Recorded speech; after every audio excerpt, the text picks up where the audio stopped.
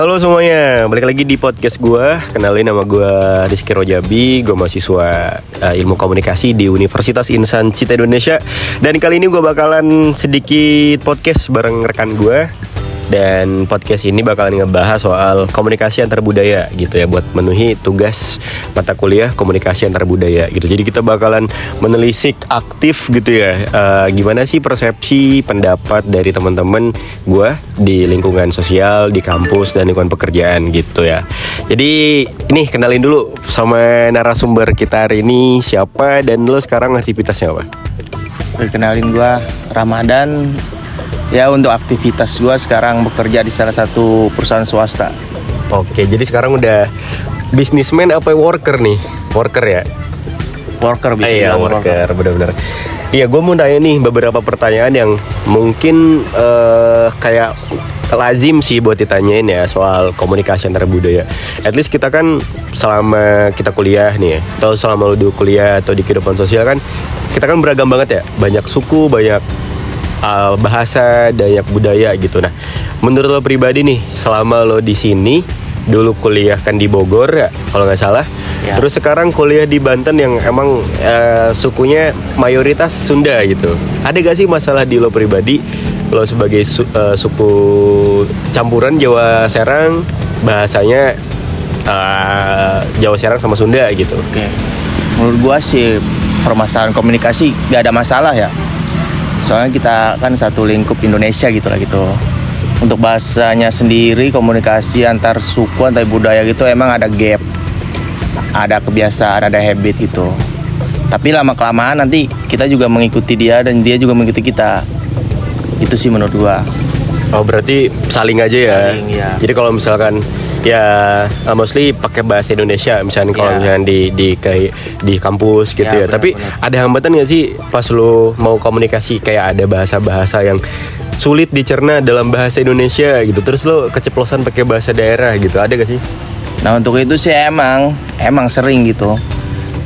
Dalam kebiasaannya kan berbahasanya itu komunikasi biasanya memakai bahasa saya sendiri.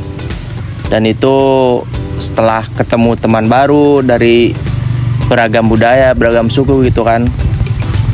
Jadi kita juga agak kaget dan juga kita mencerna bahasa-bahasanya itu lumayan, kalau menurut gua lumayan lama untuk memahami bahasa yang dia pahami gitu. Oke, berarti kayak banyak tahapan ya gitu ya, Ya. buat kita paham buat kita ngerti dari cara dia komunikasi, apalagi pakai bahasa daerah gitu. Tapi ya sejauh ini menurut lo pribadi nih, lo pakai strategi gak sih yang buat efektif kalau komunikasi? Apakah kayak lo selalu pakai bahasa Indonesia atau ya lo selip-selipin pakai bahasa daerah gitu kalau di kampus, di tempat kerja?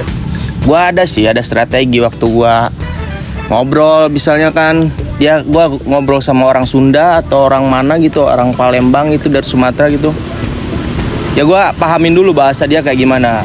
Nanti gua juga soal bahasa gua sendiri nanti juga dia paham. Kendalanya ya emang memahaminya itu lumayan butuh waktu sih.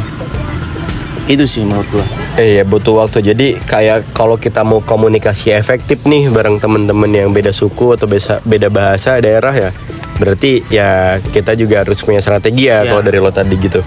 Nah, terus kalau misalkan nih, pernah gak lo dalam situasi tertentu gitu ya, ngerasa kok pesan gue yang disampaikan ke teman-teman itu nggak dapat diterima dengan baik gitu? Ada gak sih ngerasa salah paham karena perbedaan bahasa, perbedaan budaya? Kayak misalkan nih, bahasa daerahnya di Sunda makan emam misalkan gitu ya, tapi ketika pas lo ada teman dari Bugis, emam itu ya bukan makan gitu, tapi hal misalkan jorok atau apa gitu. Ada gak sih kesalahpahaman gitu? Buat kesalahpahaman sendiri sih menurut gua kagak ada. Buat gua ke dia itu kagak ada, tapi kalau menurut gua kayak temen gua ke gua gitu kayak agak lain gitu, agak gimana menerimanya gitu, kayak bahasa ya tadi yang lu bilang gitu soal mam apa makan gitu kan.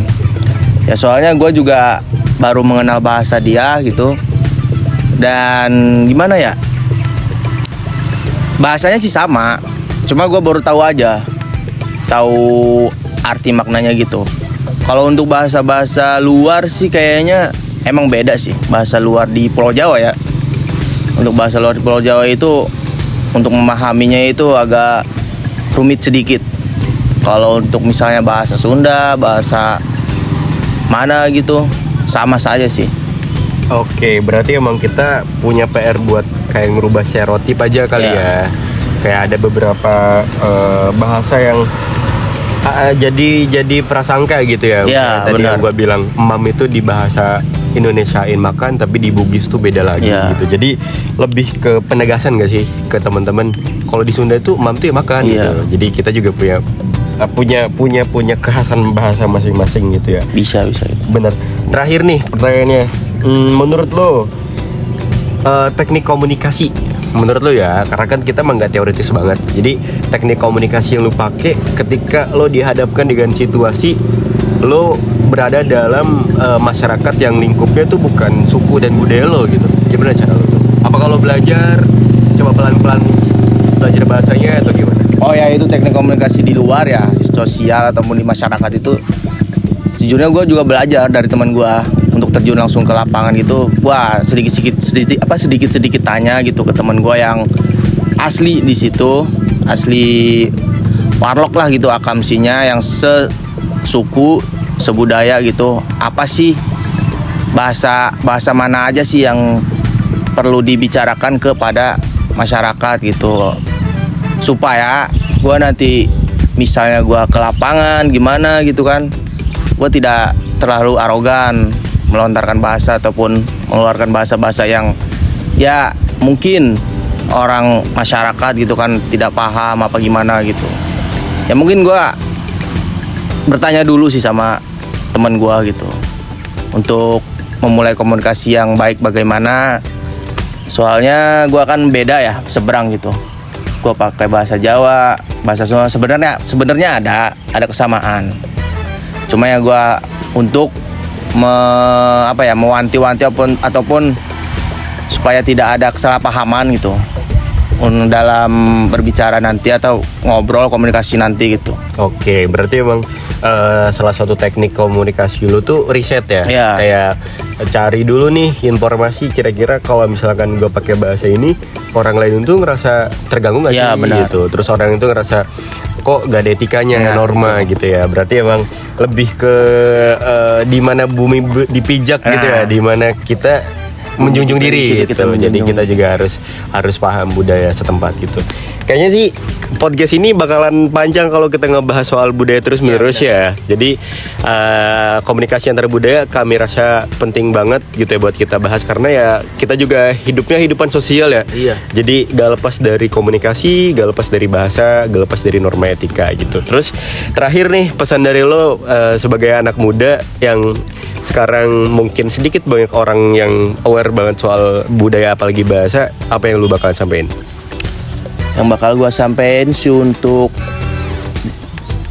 budaya berbahasa ya, untuk anak muda itu ya setidaknya jangan gengsi lah untuk kita berbicara komunikasi sama masyarakat ataupun sama lintas luar, memakai budaya kita sendiri. Soalnya seiring dengan kita menggunakan bahasa kita sendiri, lama kelamaan juga nanti kita dikenal di luar gitu. Misalnya gue main ke daerah mana gitu yang bukan budaya kita ataupun bahasa kita, kita memakai budaya kita di daerah tersebut, siapa tahu nanti dia mengenal kita dari budaya berbahasa sendiri itu. Ya mungkin itu sih untuk pesan generasi muda sekarang, gak boleh gengsi lah untuk berbahasa budaya kita sendiri, ataupun ya untuk tata keramanya juga kita terapkan gitu. Bener sih.